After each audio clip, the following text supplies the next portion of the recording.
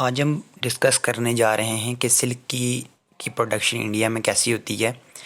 India का कैसा status है ग्लोबल को लेके सेरिकल्चर इंडस्ट्री में, सेरिकल्चर सेक्टर में।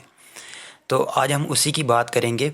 तो सबसे पहले ये देखिए कि मैंने आपको पहले लेक्चर से ही बताया था कि चाइना जो है वो वर्ल्ड में पहले नंबर पे आती है सिल्क की प्रोडक्शन में, देन उसके बाद इंडिया आती है।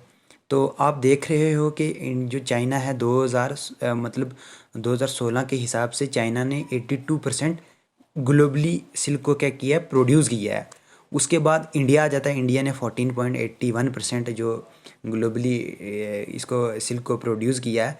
और आप ये ऊपर ग्लोबली देख सकते हो कि 1,92,512 मेट्रिक टन जो 2016 में ग्लोबली सिल्क जो प्रोड्यूस किया गया था, ये किया गया था चाइना और इंडिया के द्वारा। और भी कुछ कंट्री हैं जैसे मतलब जो सेंट्रल एशिया में, तो उन्होंने भी कुछ अपनी जो कंट्रीब्यूशन वगैरह इसकी ग्लोबली सेरिकल्चर की प्रोडक्शन में किया था।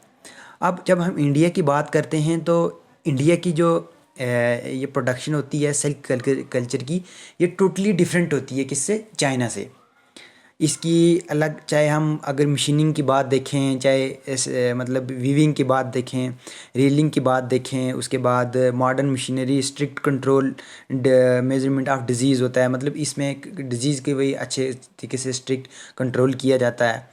तो इसमें यह है कि लार्ज एग की प्रोडक्शन की जाती है। जो टोटली हम देख सकते हैं कि डिफरेंट टेक्निक्स का हम यूज़ करते हैं। कुछ नई नई टेक्निक्स को भी क्या करते हैं, हम यूज़ करते हैं किसकी, एग की प्रोडक्शन के लिए। तो ये क्या करती है कि मतलब एक किस्म का मतलब हमें डिफरेंट बनाती है चाइना से। चाइना की कल्टीवेशन अलग होती है, मतलब किस तरह से वो अपनी टेक्निक्स का यूज़ करके सिल्क की प्रोडक्शन करती है। तो इंडिया की जब हम बात करते हैं तो इंडिया की टोटली डिफरेंट है उससे। तो ये है कि चाइना जो है वो मतलब चाइना जो है वो ज़्यादा वाइब्रेंट है, इकोनॉमिकली साउंड है एंड सस्टेन है किसको, सेरिकल्चर को लेके। तो जब हम इसके मतलब और भी एरिया की बात करते हैं कि जब सिल्क प्रोडक्शन की जब हम स्टेट की बात करते हैं तो हमारी जो कंट्री है उसकी जो स्टेट की प्रोडक्शन सिल्क की होती है उसके लिए नो ओपन मार्केटिंग है, ठीक है।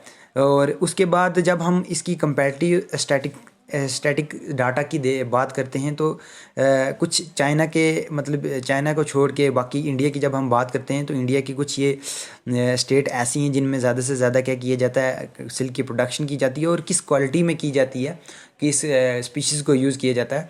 तो सबसे पहले मैंने आपको पहले भी लेक्चर में बताया था कि 5 किस्म के इधर क्या किए जाते हैं, सिल्क जो हैं वो प्रोड्यूस किए जाते हैं। सबसे पहला जो है मलबरी, दूसरा क्या है ट्रॉपिकल तासर, फिर ओक तासर, ईरी एंड मोगा। तो ये 5 किस्म के जो कल्चर हैं, सिल्क कल्चर हैं, इनको प्रोड्यूस किया जाता है।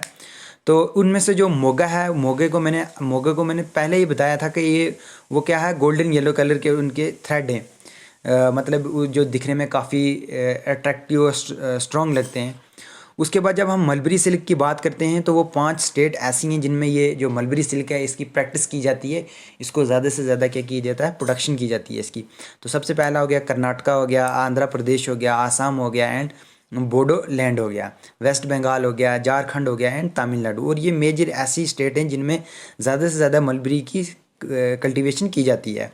अब जब हम नॉर्थ ईस्ट की बात करते हैं तो नॉर्थ ईस्ट में कौन कौन सी स्टेट आ जाती हैं सिल्क की प्रोडक्शन को लेके, कौन कौन सी मतलब वो जो स्टेट हैं वो कौन कौन सी मतलब सिल्क को प्रोड्यूस करती हैं। मलबरी सिल्क हो गया, ओक तासर हो गया, मोगा हो गया, ईरी सिल्क हो गया, जो और नॉर्थन ईस्ट रीजन में इसकी क्या की जाती है, कल्टीवेशन की जाती है। और ये 18% क्या करता है, कंट्रीब्यूट करता है सिल्क की। जब हम इंडिया की बात करते हैं, इंडिया की सिल्क की प्रोडक्शन की बात करते हैं तो ये 80% क्या करता है, कंट्रीब्यूशन करता है। उसके बाद मैंने आपको बताया कि चाइना के बाद जो इंडिया है सेकंड लार्जेस्ट प्रोड्यूसर है चाइना का, इसका सिल्क का चाइना के बाद। ये बहुत सारी मतलब वैरायटी के सिल्क की क्या करता है, प्रोडक्शन करता है। जैसे आप देख सकते हो 2015-16 के हिसाब से इसने मलबरी सिल्क को 71.8% इसको प्रोड्यूस किया, जो कि होता है 20,048 मीट्रिक टन। जो ये मतलब प्रोड्यूस किया। उसके बाद तासर सिल्क हो गया, तासर सिल्क को इसने 99.9% क्या किया, प्रोड्यूस किया। ईरी सिल्क हो गया, मोगा सिल्क हो गया। तो जब हम टोटल रा सिल्क की बात करते हैं तो इंडिया ने 2015-16 के हिसाब से 28,523 मेट्रिक टन क्या किया, प्रोड्यूस किया। उसके बाद अब जब हम डिमांड की बात करते हैं तो ये डिमांड डिपेंड करती है कि स्पीशीज़ जो है वो बाई वोल्टाइन है, मोनोवोल्टाइन है, यूनिवोल्टाइन है, उसके बाद या पॉलीवोल्टाइन है। तो मैंने ये आपको बताया था कि वोल्टाइन का मतलब ये होता है कि एक जो स्पीशीज़ होती है वो साल में कितनी बार एग लेइंग कर सकती है, कि अपनी जो लाइफ साइकिल है वो एक साल में कितनी बार साइकिल कंप्लीट कर सकती है।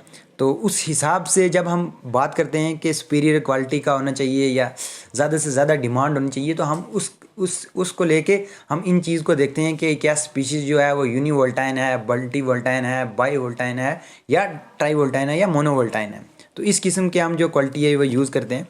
देन उसके बाद कौन कौन सी ऐसी स्टेट हैं जो ज़्यादा मतलब ज़्यादा लार्ज स्केल पे क्या करती हैं, सिल्क की प्रोडक्शन करती हैं वर्ल्ड में।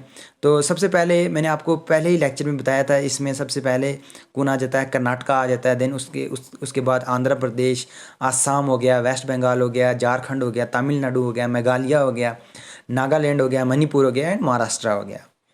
उसके बाद ये जो 15-16 के हिसाब से कर्नाटका ने कितना प्रोड्यूस किया, 98,123 मेट्रिक टन प्रोड्यूस किया इसने, जो कि मतलब 34.44% आता है इंडिया की टोटल सिल्क की प्रोडक्शन में।